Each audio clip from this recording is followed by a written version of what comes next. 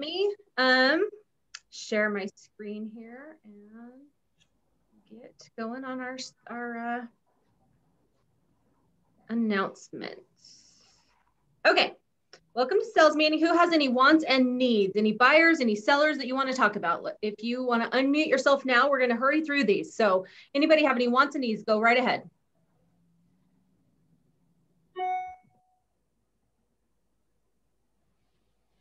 Anybody? Anybody? Any announcements you want to make? Anything that you want to share?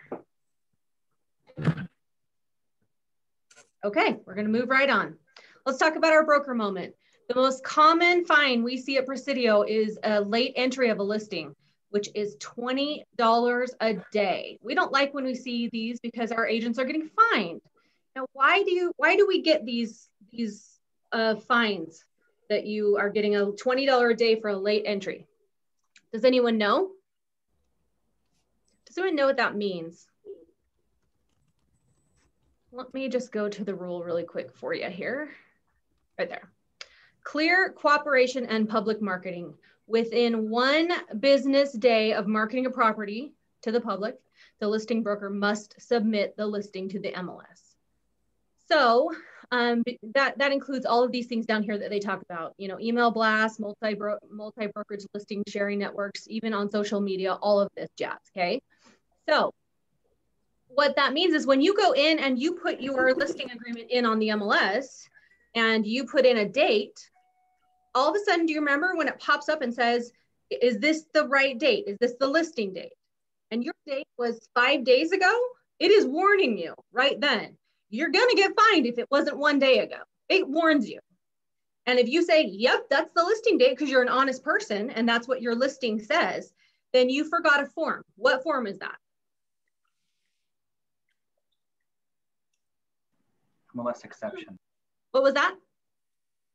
The MLS exception. MLS exclusion. Thank you. Exclusion, sorry. Yes. Yeah. So it is the MLS exclusion form that says, why wasn't this listed on the MLS in the time that we gave you to get it listed? And that's something that your seller signs that says, because we needed a couple days to get things done, like get some photos, we needed this, we needed that, okay? So get that thing signed and upload it to utahrealestate.com by sending it to Utah Member Services at Utah Real Estate or whatever it is. Make sure they have it. Then you will not get fined. Now, how long will they fine you this? $20 a day until you have that form sent to them. And if it's something you go, oh, scramble and try to get it done, they still fine you. They don't make it retroactive and go, oh, okay, you fixed it. They go, well, sorry, you actually didn't do it right, so you get fined. So we don't want to see our agents get fined. Please make sure that you get your paperwork signed right and get it uploaded as soon as possible, okay? Any questions on that? Okay, moving on. Here are our upcoming classes for the week. As you can see, we have a lot of CE. So excited for next week.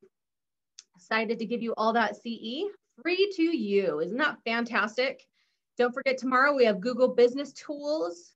You're going to want to learn all about that. That's going to be a great class. Okay, moving on. Here are weekly closers from the 17th to the 23rd. Way to go. We had 39 closings. Way to go, Presidio agents. That's fantastic.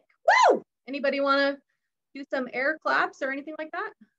There we go. I see some cheers. Way to go. Okay, also we want to say congratulations to Nick Lujaness. He capped out. Isn't that a great feeling? We love to hear that. Okay, let's talk to our affiliates. Let's give some time to Amy at White Knight Insurance. Amy, go right ahead. Thank you. Amy with White Knight Insurance Solutions. Just want to touch on, I know it's been a common practice that buyers are foregoing inspections or important things that may tell them the history on a home. If you are in that position, please reach out to us. We can run what is called a clue report, which basically gives you a 7-year history of all the claims that have been made on that property. So it can essentially just give your client an idea of potential things that may have been wrong and things to look forward to. These are free for our Presidio agents to give to their clients. So if you are in that position, please reach out to me. And don't forget, we are still doing our drawing for our 50-inch TV. If you, friends, family, clients want a quote request, you'll be entered. Or if you send us just a referral, we'll get you entered in. Thanks. Awesome. Thank you, Amy. All right. We're going to turn the time over to Patrick Murphy, if he is on, from Home Warranty of America. Are you on, Patrick? I didn't seem to see you here, but just wanted to say your name just in case. Okay. Then we'll turn the time over to Jack Andrews at Edge Homes. Jack, what do you got for us? Lots of things, guys. I have a quick move-in townhome that will be complete the end of this month at Lakefront in Vineyard Town Center. Intent to contract forms due by 5 o'clock today on that one. List price is about $445K. Then I have a quick move-in, quote unquote, that will be done by the end of August on Bringhurst Station, unit 811. That one is also a spec, meaning that buyers cannot select upgrade options. Those are already selected. Purchase price, again, right around that $450K range. Intent to contracts due by 5 o'clock p.m. I have seen competition abate just a little bit over the last week. I've seen about 40% lower offers, still highly competitive. I have released today about 7 single-family lots at Brandon Park in Eagle Mountain. I have 1 third-acre single-family lot at Quail Hill in Saratoga Springs, and I have about a dozen single-family lots at our Mountain Ridge community. Fantastic location in Harriman, Riverton. Call me, reach out. Intent to contract forms are due on multifamily by 5 o'clock p.m. today, on single family by 5 o'clock p.m. on Thursday. Thank you, guys. Awesome. Thank you, Jack. Appreciate you. All right. I'm going to turn the time over to our educators for the day. That is Scott Halverson and Chantel Reitz. I always say it wrong, at Integrated Title. It's a 2-hour CE class. I hope you all stay on. You will need your cameras on. You will need your full name displayed. If you don't have that, you can click on your picture, the little ... at the top, and you can change your name and make sure that is fully changed to the right name and not Hot Mama if it has Hot Mama on there. And then you will need your camera on the entire time to get the credit. If you don't have that on, we don't want you to call us and yell at us, tell us I didn't get the credit. So please, please, please just abide by the rules now that we're doing Zoom CE classes. And our class today is called Pros and Cons of Alternative Sales Financing Options. Take it away. Thank you so much. Awesome. Hi, you guys. So I'm going to be monitoring the chat from my phone while Scott's going. So I'll help him, field him questions and things like that. There will be 4 keywords today. And as soon as Scott gets going, I'm going to put the link for the roster in the chat. So make sure you copy and paste it, put it in your browser, and fill out that roster so that we can make sure we get your credit there as well. So that being said, I'm going to get this screen share going for Scott. And we're going to rock and roll. All right. Can everybody see that? We got a thumbs up? Cool. Okay. Okay, well, good morning, everybody, and thank you so much for giving us the opportunity to share some information with you and provide some core credit. This is the first time I've done this class virtual, so I'm not sure exactly how long it's going to take us to get through it, because usually in a classroom setting, there's a lot of feedback and back and forth. So if you have any questions at all, Chantel's going to be monitoring this, so please feel free to ask any questions. And just a little bit of, what's that? Tell them they can unmute. Oh, and you can also unmute to ask questions. So I'm just glad she's here with me today, because she handles the technology part of this, because that's not my area of expertise. So technology is a little challenging for me. So we're going to get through this for you guys. Hopefully, if I can get through this for you today and give you some information to help you avoid any pitfalls or problematic issues that may come up through seller financing or alternative sales financing, then I've done my job today and given you some good information. So I've been in the title business for 38 years. Integrated Title, I hate to date myself, but yeah, it's been that long. Integrated Title has been around since 2002. We opened in October of 2002. We're one of the largest independent title agencies in the state of Utah. And hopefully we can do a lot more business with all you folks. So, okay, well, we're going to get started. We're going to start on the seller financing addendum, and I'm going to kind of go through this in detail because this is a very, very important document, and I've seen a lot of mistakes made and a lot of things that don't actually reflect here that can cause problems that I want to make sure everyone's aware of. Okay, so paragraph number 1 on the credit documents. It says the seller's extension of credit to the buyer shall be evidenced by, and then it gives you the option of a note and trust deed, or note and deed of trust, I should say, or a note and all-inclusive deed of trust, or it says other. So there are some other options that can be used there that we'll go over in detail later on. The most important thing here to know is, does everyone understand when you would use a note and trust deed versus an all-inclusive note and trust deed? Because there is a big difference there. So want to go over that with you. We're going to use a note and deed of trust if the property is free and clear. So if the seller owns the property free and clear and he is extending additional credit to the buyer, then we would use a note and deed of trust. Or if he is going to provide like a second position deed of trust. We don't see that a whole lot right now, but that could come back later where they could provide a second that's approved by the lender. And so in that case, we would use a note and deed of trust. The note and all-inclusive deed of trust is used in the event there's an underlying loan. So if we are going to be wrapping the seller's equity with an underlying loan that's on that property, then we would use the note and all-inclusive trust deed to wrap those two together.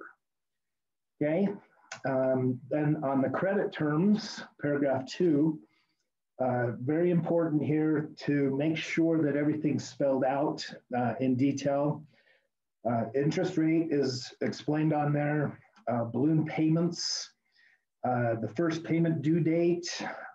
Normally what I like to recommend on that first payment due date is try to get that to where we are closing somewhere around the middle of the month, and then have your payment about 30 days out. The reason for that is if we make it on the first day of each and every month and we're using an all-inclusive trust deed, the chances of that money going from the new buyer to the seller and then to the underlying lender is kind of tough in a 15-day grace period. So I like to recommend that we try to close, if it's an all-inclusive, we try to close somewhere around the middle of the month to make sure that there's enough time for the escrow company or the seller to receive the money and then turn around and send the money back out to the underlying lender. So we don't have a lot of late payment issues and things like that. Hey, Scott. Yes. Can you just zoom in a little bit on that? I don't know. Chantal, can you zoom in? We'll ask the boss. We will see. Oh, there we go. You'll just have to scroll a little bit. Yeah, that's okay. Thank you. You bet. Thank you. Okay, so really important right there. And then most sellers aren't going to want their money out there for long periods of time. So we usually see where we have a balloon and it's already built in there where it says the entire unpaid balance of principal plus accrued interest is due in however many months. Because most sellers are only going to extend credit to a buyer for 2 years, 3 years, 5 years. They're normally not going to do a full 20 or 30-year amortization on that.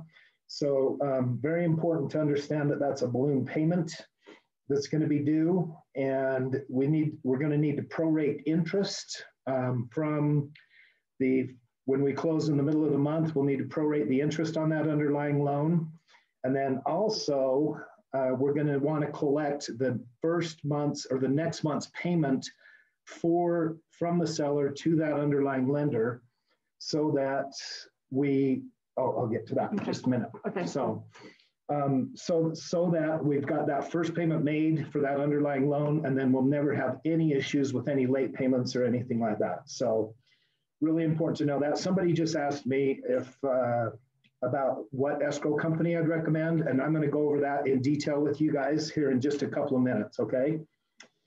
All right, and then we've got the seller's escrow account also is going to need to be purchased by the buyer.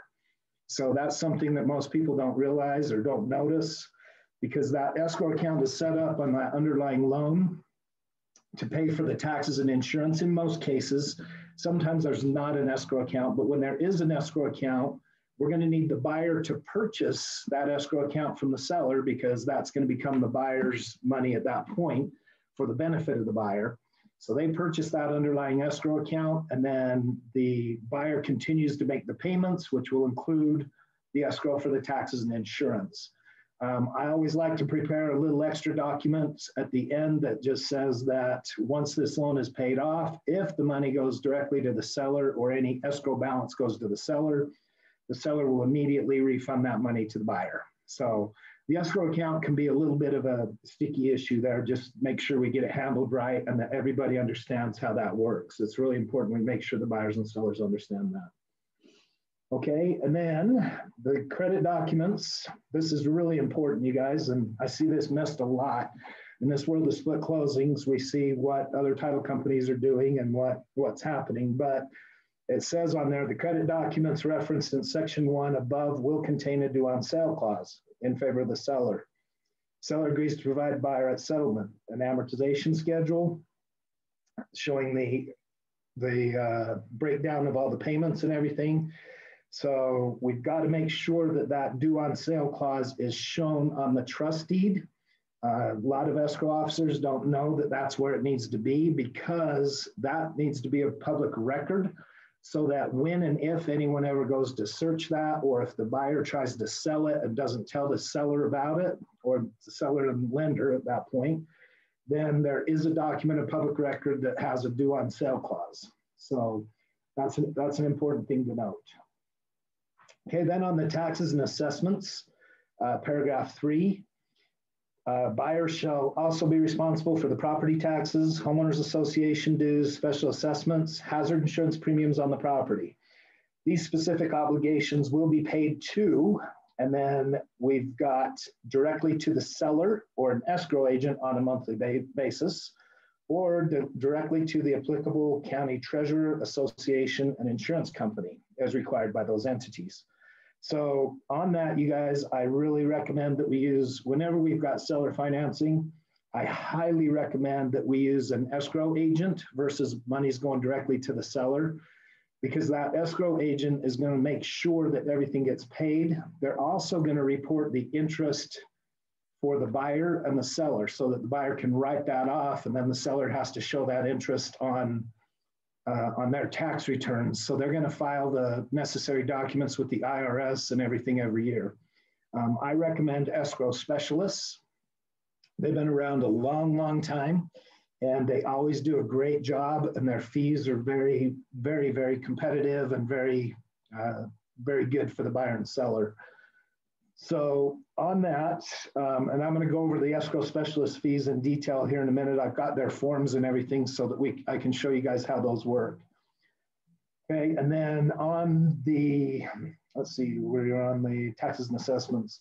So yeah, they get paid directly to, and like I said, I recommend the escrow agent on that. And then on payment, or on number 4, where it's payments, buyer's payments under section 2 will be made to seller, an escrow agent, if an escrow agent, who it is, and that's where we put in escrow specialists. And then it actually says who's going to pay for that. So that's a negotiable item. So if you're representing the seller, then you would probably want to make sure that when the offer is submitted from the buyer's company that it says the buyer will pay it, because if you're representing the seller, you want the buyer to pay it. Or if you're representing the buyer, you can always check that the seller will pay it. Or if you want, you can split that evenly between the parties. So I always, you know, it gives you a negotiation tool when you're preparing your offer, or when you're receiving an offer, gives you a way to negotiate that out on as far as who pays those fees. Okay, and then paragraph 5 is on late payments or prepayments. And that is going to be our first keyword of the day. is late payment. So I'll give everybody a minute to enter that in.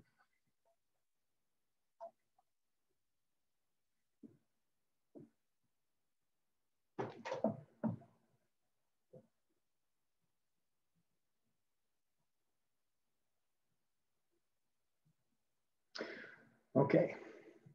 Can you see when everybody's done? Well, they'll just do it after. So as long as you give it. Okay, so yeah, the first keyword is late payment. All right, so this is really, really important, you guys. Good thing to make sure you watch. Oops. Double 2 years.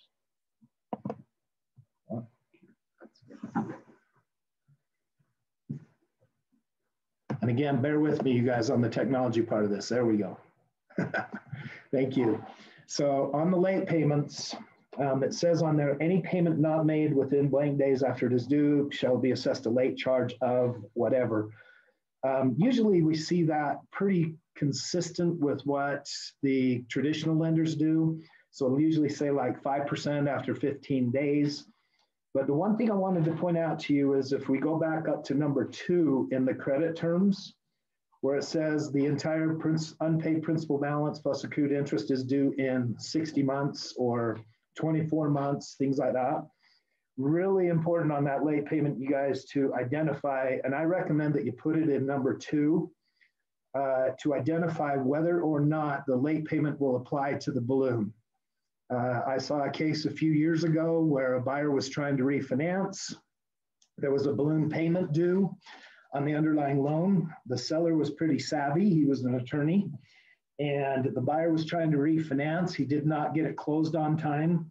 And so the attorney said, well, guess what? That balloon payment is an installment due. It is a payment due, and there shall be a penalty of 5% of the unpaid balance. So really important, you guys, to make sure, because that's not really addressed there. So really important to make sure you protect your buyers by putting up in paragraph 2 under the credit terms. I recommend just saying something like any late payments referred to in paragraph 5 below shall apply only to the monthly payments and not the final balloon payment if there is a balloon. So make sure you're protecting your buyers by putting that in, because that is not addressed in the addendum. Okay, number 6 is the due on sale clause. We already talked about that, and we need to make sure that that is built right into the credit documents and is reflected there. Number 7 is the buyer disclosures. The seller can actually require the buyer to provide them with financial statements, tax returns, things like that if they want. Normally, if the buyer's agent is writing the offer, they'll put will not be provided.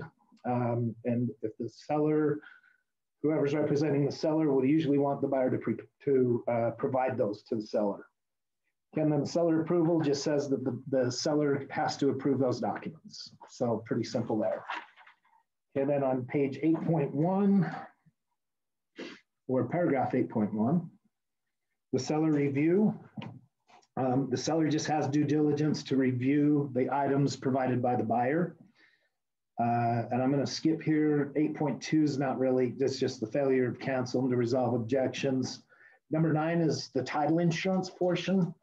I make my living by issuing title insurance policies, so that's a pretty important part to me. But I just wanted to tell everybody, if this is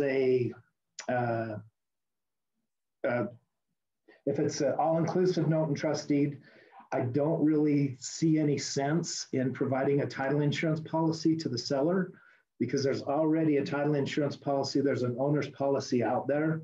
So it doesn't make a lot of sense. But for a seller, oftentimes it makes them feel real warm and fuzzy to have that title insurance policy, that loan policy of title insurance. So I don't think it's really necessary, but I think it's important to note that if the seller, in order to sometimes get the seller to accept the seller financing, it is a good option to provide to them, or for the buyer to tell them that they will provide. So yes. Elizabeth asked, what would you type for that wording for number 2? And I had asked for the clarification. So she said the wording he just said we should write under the section about the balloon and late payment. Okay, so again, under the credit terms in paragraph 2, where it gives you additional room to make some notes there. I'll go back up to that.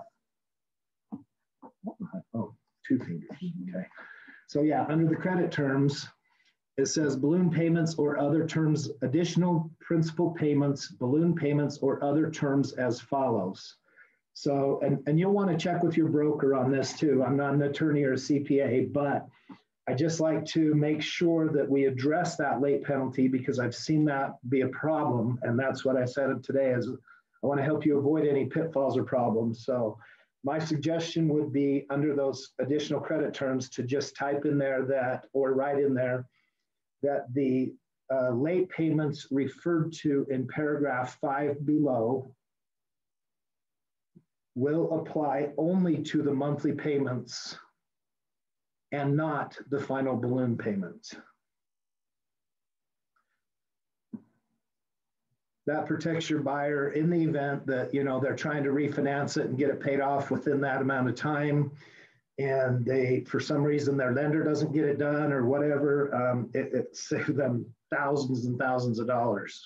If a seller is sharp and wants to create that or charge that late payment on that final balloon. So that'll help you avoid that.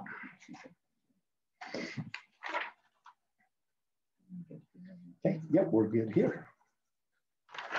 Okay, the next one, this is a trustee note. This is just an example of what we use to create the credit documents.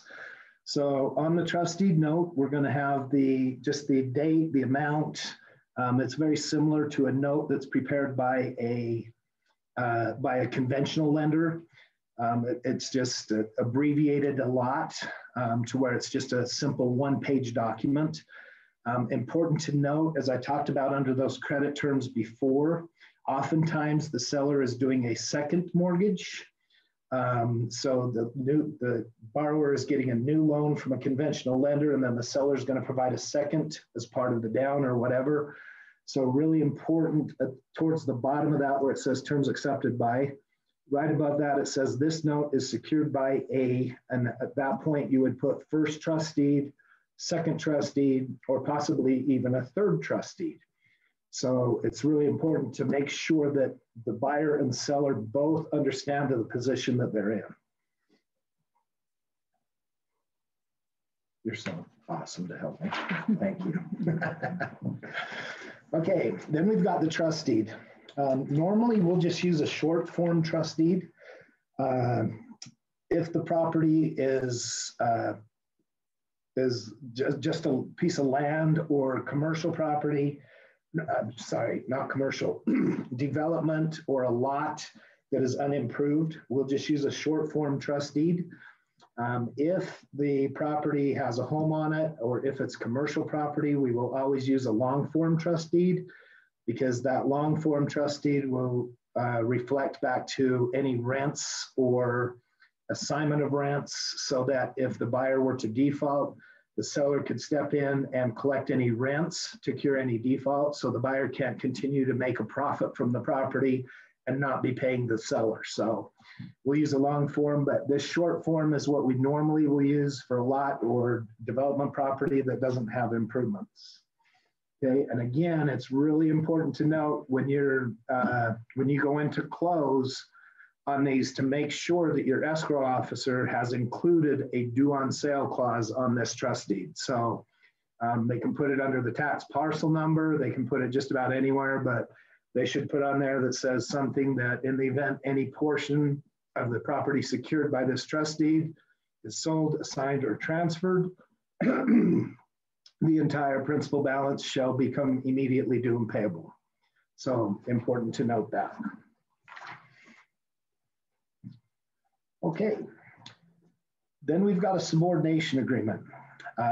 This is also really important to note because under the doctrine of equitable conversion, any money that the seller advances to the buyer will automatically be in a first lien position. So it's really important to note that if the seller is taking back a second, and we all know it's a second, even though we prepare the documents and it says second trust deed on it, etc., that seller's, by law, that seller's interest will take priority over that new mortgage loan. So the seller must execute a subordination agreement that voluntarily subordinates his interest and his lien position to the lien of the new lender. So really important to note that, because we've seen a lot of situations come up where the new lender forecloses, but they don't wipe out the seller's interest because there was no voluntary subordination agreement done by the seller. So if the seller is going to take a second or a third trust deed back, really important to know that your escrow officer and your title company needs to do a subordination agreement. And that is going to be our second keyword of the day, is subordination agreement.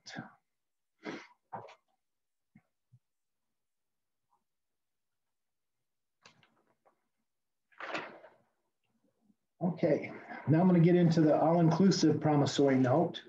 These are a lot more complex than the traditional note that we just went over because of the fact that we are going to be wrapping the underlying obligation of the first lender, which may be Wells Fargo or whomever that is. And so it's really important to note on this that as we get down into the security documents, oops. Yeah, there we go. Okay, so the payments are going to be made to the, as we talked about, to an escrow company. We hope. If you want to go just to the seller, then that can be done. But then in it, where it's under the credit terms, it says, in addition to the monthly payments set forth above, maker shall pay 1/12 of the annual taxes and 1/12 of the annual insurance premiums, which is currently X amount per month. So we would put that in there in the event that the seller was carrying back a first trust deed. If the seller is carrying back, if it's an all-inclusive, then those amounts will be included in the underlying loan and will be part of that payment that is made. So, and then I also like to add to that any fees paid to escrow specialists. So in addition to the monthly payments, the taxes and insurance, and then it's always good to add to, I like to add any fees paid to escrow specialists, just so that there's no confusion by the buyer and seller on that. Okay, and then the late payment, again, we identify that. And then under paragraph 2A, this is where it says a senior note is part of the deal. So like I said, an all-inclusive trust deed is, you'll also hear it referred to as a wrap, because what we're going to do is we're going to take that underlying loan. Let's say we've got a sales price of $300,000 and the underlying loan has a balance of $200,000, and the seller has agreed to take back a note and trust deed for $250,000. So basically the way the all-inclusive trust deed or the wrap works is that we take the $50,000 of equity that the seller is providing to the buyer and the $200,000 balance that is underlying, and we wrap those together under one new note. So the buyer will then make one payment to the escrow company or to the seller, and then the underlying loan will always get paid first because they're in a senior position. And this new trust deed, all-inclusive trust deed, is in a junior position. So they will always pay that first mortgage first, and then whatever's left over will go to the seller. Okay, and then one thing I always like to note here as well, if you're representing a buyer, make sure you try to get a copy of the underlying note from the seller, because oftentimes sellers forget that they may have balloon payments. It may be an adjustable rate mortgage, because we've done all-inclusives where, like the example I gave to you before of the seller providing $200,000, sometimes they'll just mimic the underlying loan. So it'll be $200,000, $200,000. And so if there's an adjustable rate mortgage underneath and that rate jumps up, then there's a chance that there could be a deficiency under this new note that doesn't even pay the first note in full. So I always like to recommend that we get a copy of the underlying note to make sure that there's no prepayment penalties no adjustable rate mortgages, no balloon payments that are going to come up and surprise anybody. So really important that you ask the seller for that. Okay, and then Chantel.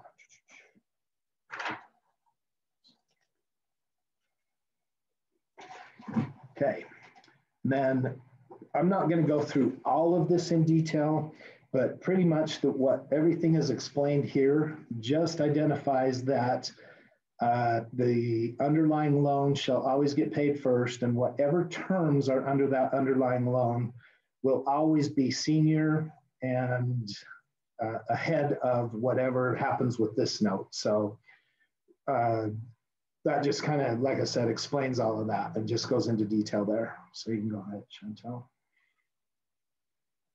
Okay, you can keep going.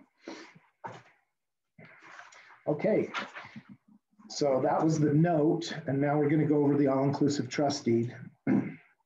Same thing, wherein this trust deed is going to go into detail and state under paragraph 1, if you can see that in bold right there towards the bottom, it's going to state that this trust deed is junior and subordinate to a senior encumbrance in favor of, like I said, Wells Fargo or whoever that first mortgage lender is. So we're going to put that right in public record so that everybody knows that there is a senior trust deed there, that it was not paid off, and that the buyer, and just so that you know that all-inclusive is not an assumption of that underlying debt.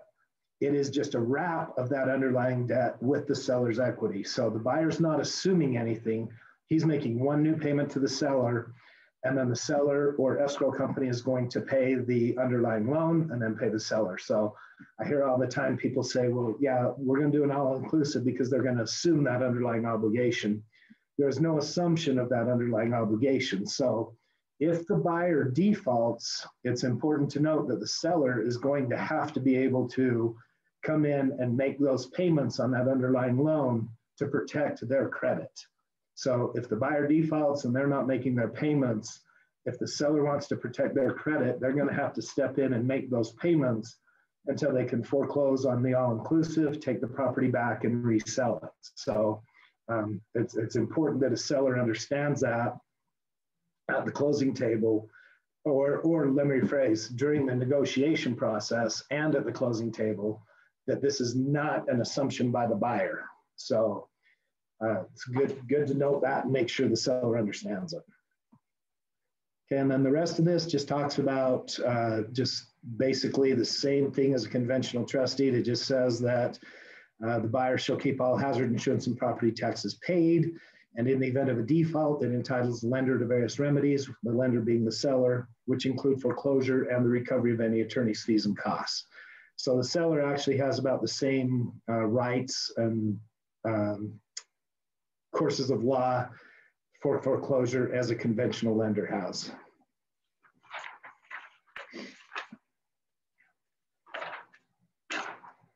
Okay, going and we'll get to the escrow specialist agreement.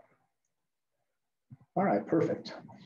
Okay, this is escrow specialist agreement, and just so that you folks know, there are other companies out there who will provide this service. I think there's a company called Note World and a couple of others, but my experience in whenever we're dealing with having an escrow agent set up, escrow specialist is very reliable. They've been around for a long time, and their fees are very, very reasonable. So their initial setup fee is $100. They've got an annual service fee of $14 per month, which is $168. Then they've got an annual service fee if you want to make quarterly payments. It's $25, so $100. And then the annual service fee if you want to make bi-monthly is just $85. So you can set that up either way, but normally it's going to be the monthly payments, because the buyer is going to probably be making monthly payments to the seller. But if it's negotiated within the seller financing addendum that they're going to make quarterly or biannual payments, then that can be adjusted down accordingly based on this pricing. Okay, so if you're representing the seller, or the buyer, you probably want to ask the seller to pay for it. And if you're representing the seller, you're going to say, hey, look, we're making a loan to you that we want the buyer to pay these fees. Or it can be split evenly 50-50. So as provided for under the seller financing addendum. Okay, and so then we've got at the bottom, they've got additional services down here. Okay, they can do additional monthly disbursements or $2 a month, which is very, very cheap. So let's say the seller is in a third position and we've got a first and a second that are being wrapped, then that additional fee would be $2 a month. Okay, then they can do an assignment of the buyer's or seller's interest, demand notices sent by certified mail, return check fees, closeout fee, payoff quotes, request for reconveyances, substitution of trustees, mortgage verification, payment history, and automatic withdrawal. So those are additional fees that, or additional services that have a fee associated with them. But as far as notifying the IRS and sending all the IRS documents out for the buyer and seller with respect to the interest, that is not an additional fee. That's just part of the process that they provide. So as you can see, they're very, very reasonable. Okay, and then this is the actual agreement that is entered into between the buyer and seller and escrow specialists. I always recommend at the top where it says, delivers to you the following documents, always attach a copy of the note. Even though the terms of that note, can you blow that up a little bit, Chantel? That one's a little bit, there we go. Yep, that's better. Okay, so even though the terms of the note are gonna be built right in there, I always recommend that we attach a copy of the note and send it with escrow specialists just so that they have it. And then oftentimes the original note will go to escrow specialists to hold until it's paid off, or that can go to the seller. So whatever the seller prefers on that. Okay, then they're gonna collect any late fees and everything for the buyer and seller. And again, it's broken down, they've got the breakdown here, just like on the seller financing addendum for who's responsible to pay the fees and what fees are gonna be paid. So, okay, and then down at the very bottom, oh, that's okay. Oh, look at that. There, now it's really big. Now it's really big. Okay, at the very bottom on number 14, as you can see, they're going to collect the buyers and sellers' social security numbers and everything. And then please list names, addresses, account numbers, and amounts required for any disbursements. So that's where we're going to put the underlying loan. So if it's Wells Fargo or whoever that may be, we're going to put that loan there. We're going to attach, I usually like to attach a copy of the underlying note as well, because like I said, we like to get that to make sure there's no balloon or prepayment penalties. So I'll attach that as well. Or if the seller has a payment statement, a current payment statement from their mortgage company, then it's a good idea to provide that, because then escrow specialist knows exactly where to make the payments. So as you can see, this is very, very detailed to protect the buyer and seller and make sure that the money is received, the payments go out promptly, and we avoid any late payments or anything like that. Because if the money goes directly to the seller, you always run the risk that maybe the seller gets in a financial pickle and they're having a hard time. So they're like, well, I'm just going to skip this month's payment on the underlying loan and I'll catch up next month. And next month they're doing the same thing. And then all of a sudden you've got a buyer who has made their payments. The seller is not making those payments and the underlying loan goes into default and your buyer is in a big mess. So I always recommend to use escrow specialists so that we can avoid those kind of pitfalls. Okay, then they do have an automatic drafting authorization, which is a great feature now that they provide. So, and that service is $1. So it's pretty reasonable. But they can set that up so that it automatically comes out of the buyer's bank account every month. So I suggest if you're representing the seller that you require that and have that set up that way, because that way you're not worried about if the buyer isn't sending their checks timely or whatever. You've got an automatic draft coming out. And like I said, if we set it up to where it's always the middle of the month, then it will always give the seller enough time to protect their credit if the buyer misses a payment. and they're notified by escrow specialists that, hey, the buyer has not made this month's payment. They had insufficient funds in their account. The seller is notified immediately and can then step in and make that payment to protect their credit so they don't have a 30-day late. So real good idea to make sure if you're representing the seller, you require this. And again, it's going to have all the information there to make that happen. Okay, then we're going to go over the Assumption Addendum. And one thing I'd like to recommend you guys, well, I'll go over that in just a second. So we're going to go over the Assumption Addendum. Most important thing here, we don't see a lot of assumptions right now because interest rates have done nothing but go down since the 90s. So pretty cool where we've got interest rates the way they are right now at around 3%, 2.5%. But as rates continue to climb up, you're going to see more and more often where maybe an assumption would make sense for a buyer to step in, pay the seller their equity, and then assume the balance of the underlying loan. And just so that you know, this can never, ever be done on FHA or VA. So this would only be for a conventional loan because FHA and VA don't allow for a simple assumption. They've got to go through and the buyer has to actually do a qualified assumption if it's VA or FHA. Okay, and then the most critical thing here, I mean, it says under paragraph 1, it goes into details about what the existing loan is. And then if there's any assumption fees or charges that the seller is going to charge or the lender may be charging. And that, but the most important thing here, you guys, is number 3, the release of liability. I see people check that off that says the sale is conditioned upon seller being released from liability on the existing loan. But then we don't go get that document from the existing lender. So you can't just put on there that it's going to be released or that the seller is going to be released of liability. We have to actually go to that lender and ask for that document, a release of liability. And at that point, most of the lenders are going to require a qualified assumption again. So they're going to say, well, sure, we'll release the seller of liability, but only if the buyer qualifies. So just by checking that box doesn't mean that the seller is released of liability. We have to actually go to their lender and ask for that to happen. So, okay, and then reserve accounts, everything on there, that's pretty normal. The buyer agrees to purchase, just like if we were doing the, as I talked about, on the all-inclusive or on a note and trust deed, the buyer agrees to purchase the reserve account or escrow account that the seller has, because at that point, it's going to be for the benefit of the buyer and included in their monthly payments. So they've got to actually purchase that from the seller, whatever that balance is.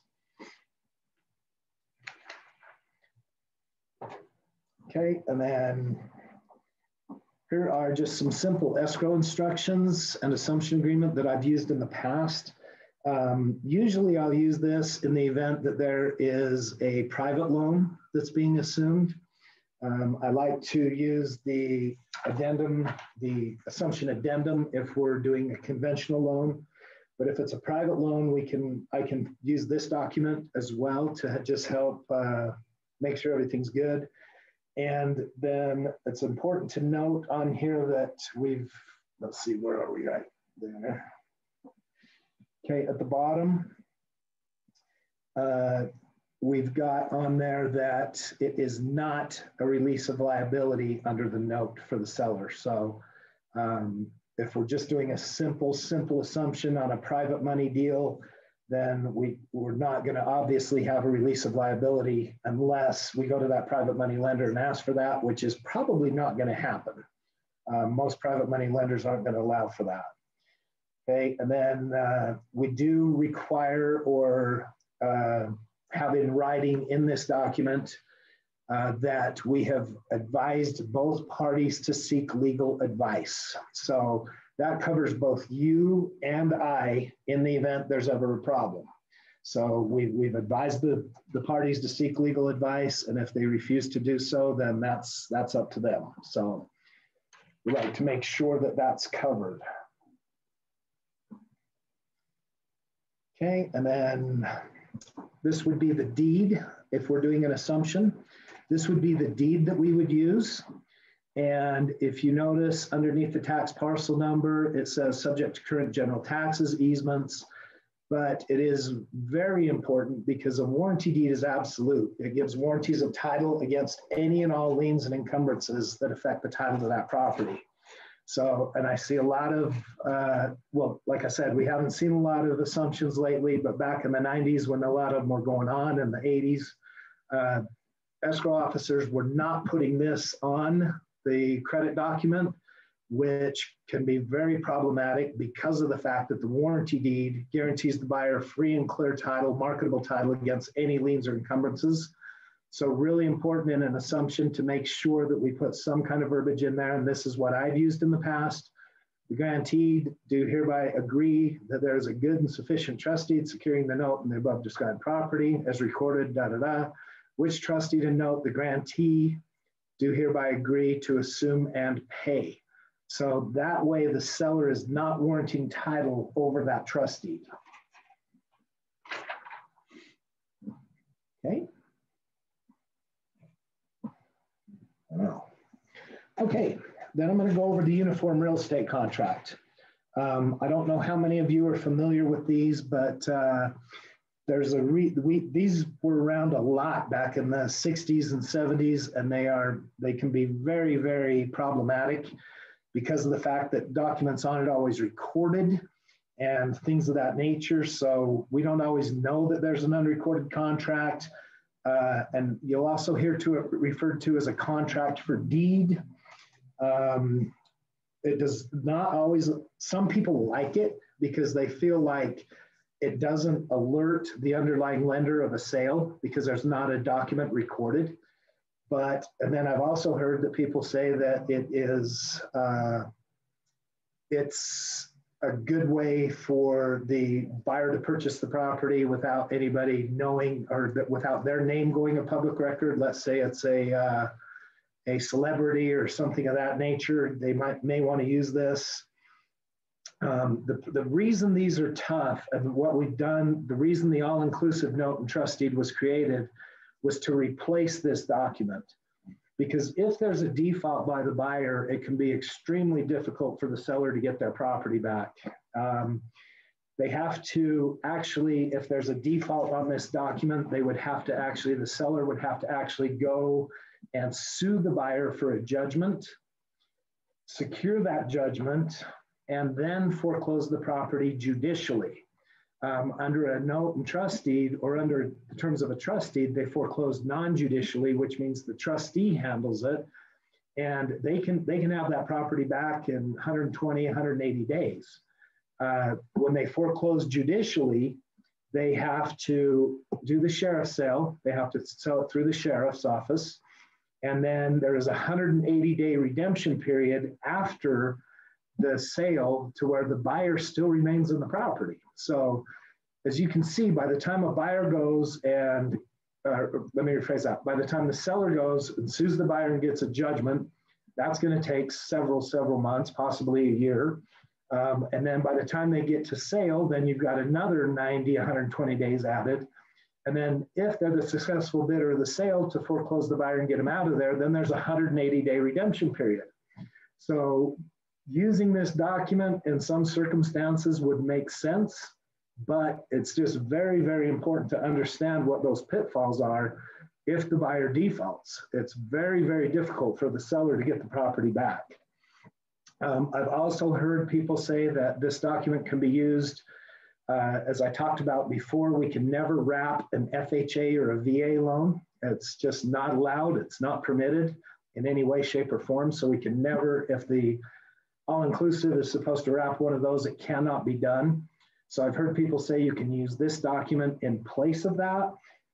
Not necessarily true, because it still is a transfer of title. And you heard me talk about the doctrine of equitable conversion for the seller's interest on the subordination. Same thing applies here. The seller's interest is going to take priority over that, and the buyer is going to, it's almost like when you buy a car. The buyer has full right, full ownership of the property. and they can do with it what they want and everything else. And the seller holds what we call naked title. And so basically they just become a lien holder. And then once it's paid off, then the seller delivers title to the buyer. So this is a document that, you know, I personally try to avoid, but like I said, in some circumstances, it could be something that would make sense. But I recommend that if you are representing the buyer, that you require a notice of interest to be recorded, because, like I said, this document doesn't usually get recorded by itself. So I recommend that you always have a notice of interest recorded, because it puts a public record that the buyer has an equitable interest in that property. So if the seller wants to go out and take out a HELOC or something of that nature, then the buyer's interest is recorded, and at least it brings up a flag to where somebody's going to contact that buyer and say, hey, the seller's trying to further burden or encumber this property. So good idea to do that. Okay. I'm going to skip through the rest of that, Chantel. Okay.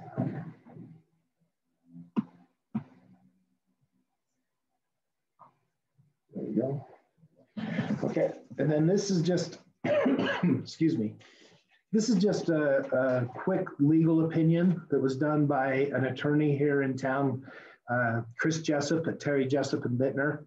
And this just talks about basically what I just went over with you folks, and the fact that the contracts can be very, very problematic and for the seller to get the property back because of the foreclosures.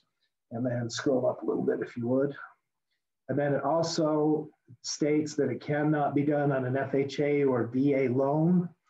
And so this is just good information for you folks to have if somebody ever asks you to do a uniform real estate contract and they're telling you, hey, it's no problem, the seller can just get the property back. If the buyer defaults, then at least you guys have a legal opinion on why that is not the case. Because like I said, I have heard that, and I've seen people try to make a lease and a purchase contract or a contract for deed, but it can't be both. You can't have a leasehold interest and an equitable interest. It makes it really tough. So there's just a legal opinion for you guys to fall back on. Okay. Then the due on sale clauses, we talked about this, and this is why we can't do it on an FHA or a VA loan. So this is the due on sale clause in an FHA loan. Scroll down if you would. Okay, I've got an arrow there, and it says all or part of the property or a beneficial interest in a trust owning all or part of the property is sold or otherwise transferred other than by devise or descent. So it doesn't say that if you just do a warranty deed, the due on sale clause kicks in. It says if the property is sold. So if you use a uniform real estate contract, you're still selling the property. So therefore the due on sale clause, the way I read it and the way most people read it, would still be in effect. So, and that's going to be our third keyword today, is due on sale.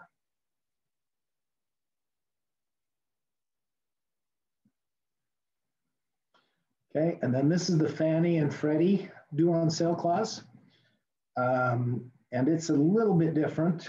So it just says interest in the property means a legal or beneficial interest, including but not limited to those beneficial interests referred to in a bond or deed, bond for deed, contract for deed, installment sales contract, or escrow agreement, the intent of which is the transfer of title by borrower at a future date to a purchaser.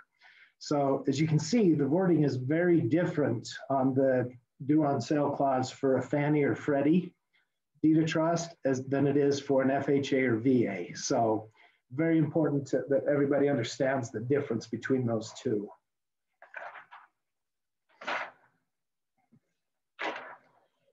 Okay, and then this is the notice of interest that I was talking about, you guys. If you do find yourself in a position where you're going to use a uniform real estate contract, as I mentioned, I always recommend that the buyer record a notice of interest.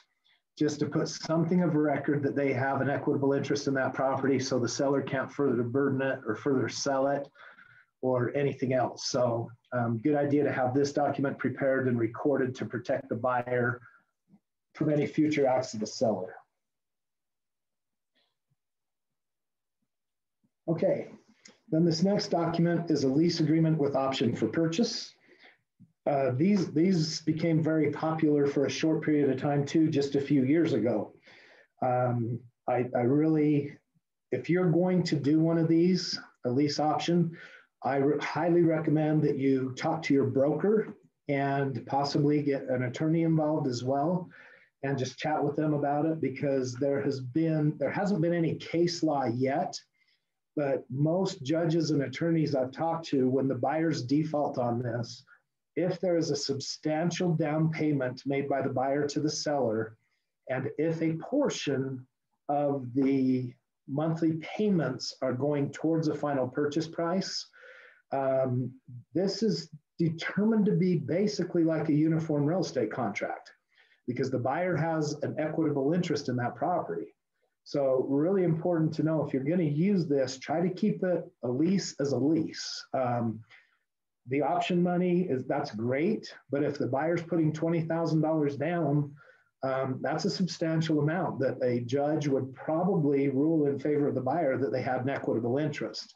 So again, if this can be difficult for your seller to get a buyer out of the property, if the buyer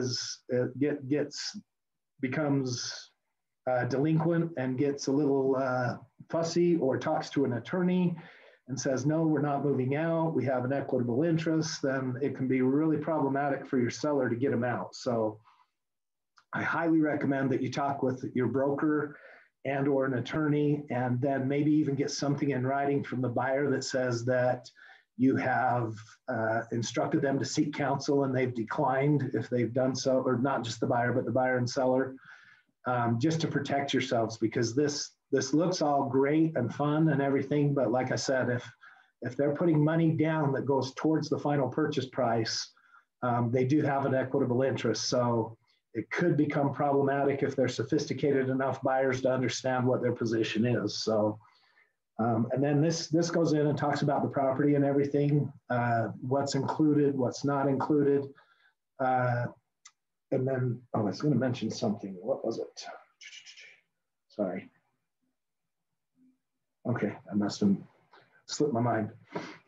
Anyway, this goes in and talks about everything that's included and everything.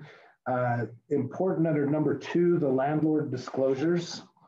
Under section B there, it says that a commitment for title insurance is required from the seller to the buyer. On most lease options, we see where they're going to have a closing date of 2 or 3 years, usually. They can sometimes be as little as 6 months, or they can sometimes be 60 months, whatever that option period is. But it's important to note that that commitment for title insurance is only good for 6 months. So after that 6 months, then they would need to get a new commitment once they execute their notice of intent to purchase and things like that. So normally you're going to have to pay, or the seller's going to have to pay for that commitment up front, because the property is not going to close within the time frame that commitment is still valid. So they're usually going to have to pay a fee for that title report, which is probably going to be anywhere from $250 to $550, depending on what title company it is. So important to note that, and make sure that your seller understands that, and that the title policy later will be issued on a new title report once the buyer executes their notice of intent. Okay, the rest of this is pretty much the same as a normal contract. Okay, and then it's all the same as a normal contract. Okay, and then here's the addendum to the lease option, you guys. We'll get to that right. Almost. Okay, and then this is just in the event they're extending any deadlines or anything of that nature. This is the addendum that's going to be used. Oh, I remember what I was going to tell you. Sorry. I have seen from time to time people negotiate lease options through just a regular addendum. So just an addendum to a contract. They'll say buyer shall lease the property for X amount of time and blah, blah, blah. And have the option to purchase at a later date. I highly recommend you guys, I highly recommend you use these board forms if you're going to do any type of a lease option, because they spend a lot of time and money in preparing these documents to help protect you. So don't ever negotiate a lease option through a regular addendum. If you're going to have, if the buyer is going to propose a lease option, make sure that you're using these addendums because it will really protect you and your buyers and sellers. Okay, and then this addendum, like I said, just goes over any changes that may occur. So Chantel, next one. That's another addendum for the lease option that can be used. Okay, and then here's the notice of intent to purchase. So once the buyer gets to a position where they are ready to purchase this property and get a loan to cash out the seller, then this is the document that is issued to the seller by the buyer. So the buyer will fill this out, send it, buyer or tenant will fill this out, send it to the seller and let them know that they are ready to close and purchase the property and complete the settlement.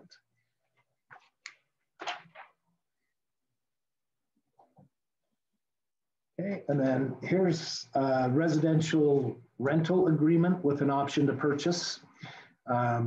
This is something that we would use to record if we needed to with the option to purchase. But like I said, there are a lot of these different types of forms out there. So just make sure that you're using the forms that are approved by the board and that the board has created to make this happen. So again, it's important to note under a lease option that the seller would have to foreclose if the buyer's put a substantial down and the buyer is making part of the monthly payments are going towards that final purchase price. The seller would have to foreclose this the same way that they would foreclose a uniform real estate contract if they can't get the buyer out of the property or the tenant out of the property. So it can take several years, as we talked about before, to complete that under a judicial foreclosure. So just something to always keep in mind. Okay, and then we've just got a residential rental agreement there with an option to purchase. This is just another form that is, or let me rephrase that. That's just the final page of this form right here. So guess what, you guys? Does anybody have any questions?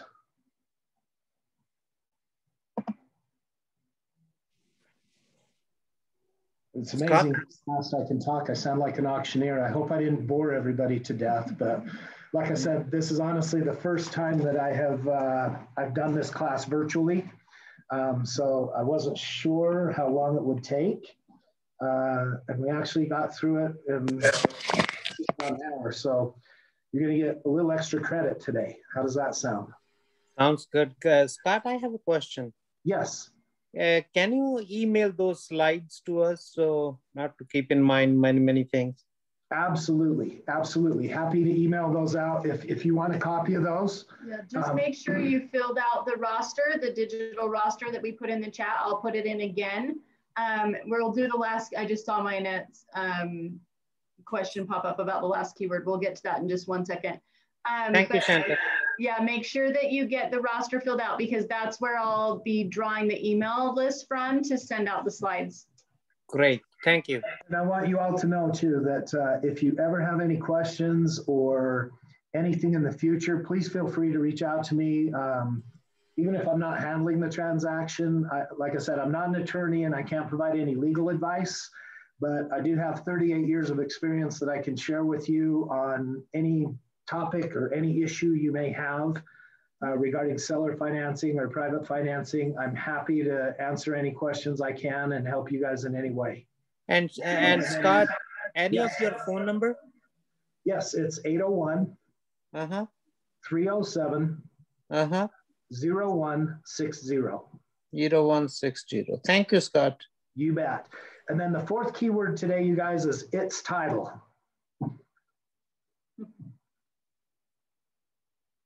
So ITS title. Scott, this is Cindy Poole. Hi, Cindy. And I have a question. Yes. I am fairly new, and so I'm just learning about seller financing. Okay. I'm wondering if any of our other agents with Presidio or who are on this call could share any experiences that they've had with helping someone get into a home that maybe couldn't do it the conventional way, but use seller finance. So maybe some experiences or, you know, something you can share that I could relate to. And, you know, because I'm dealing with some buyers that are struggling to get into homes, low income. So I'm just curious about how this may have worked for others. Well, I can tell you from my experience, I'll let other agents interject as well, but from my experience, usually if you can find a seller who is looking to, for an investment opportunity, they can get 6, 7, 8, 10% interest on seller financing. And so that's normally where you're going to run into that. I mean, you'll always have buyers who would probably be willing to do it. But as far as finding a seller willing to do it, it's usually going to be somebody who is in a huge hurry to get it sold, or somebody looking to keep that property as an investment and make some money on interest. So that's normally where we see seller financing, is where you've got a seller who doesn't necessarily, sometimes it can even be because of tax reasons. They don't want a huge lump sum again for that tax year, so they're willing to, their accountant says, well, if you're going to sell your home, see if you can seller finance it, we can put it on next year. So, and just have a 12-month balloon or something, you know. So those are situations where you'll see where a seller is looking to do it. Does anybody else have any input on that?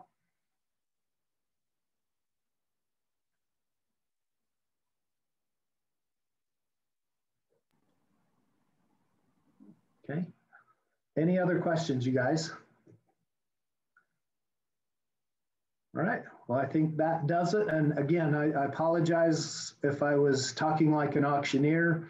I'll be honest, I was a little nervous about this because I'm used to being able to sit in the classroom and I've got my documents and we're having interactions. So this was new to me. So hopefully I didn't bore you to death or talk too quickly. And I just want to reiterate, honestly, you guys, if you have any questions that you want to follow up on, please feel free to reach out to me. And Chantel will get you a copy if you would like a copy of the course that we just did. Chantel will be happy to send you a copy of that. And thank you all very much for having me today. It was my pleasure, and it was nice to see all your happy faces. Scott, thank you so much. Nice talking to you. Yeah, you did a fantastic job. Actually, you didn't talk very fast at all. You did a great job. Okay, and it was, well, thank you. I appreciate it. One of those topics. It's one of those topics that is so in depth, and you know we have to all be very quiet and listen. So maybe that was why it was hard over Zoom. But you did a great job. And Zoom is so awkward anyway, right? Yeah. So well done. This crazy world we live in right now. Yes. Thank you so much. Thank you, everybody. I hope you have a fantastic week. We appreciate Integrated Title so much for all that you do for us. So thank you. Thanks, everyone. Thank you. Thank you.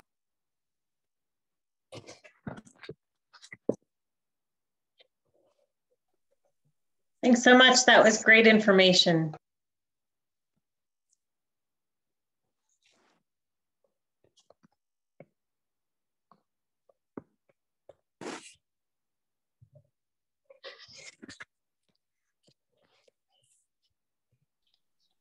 Where do we send our keywords?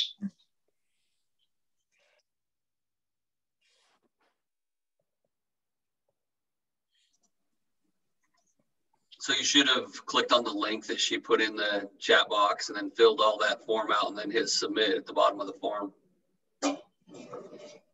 Great, thanks, James. Steve, but you can call me James.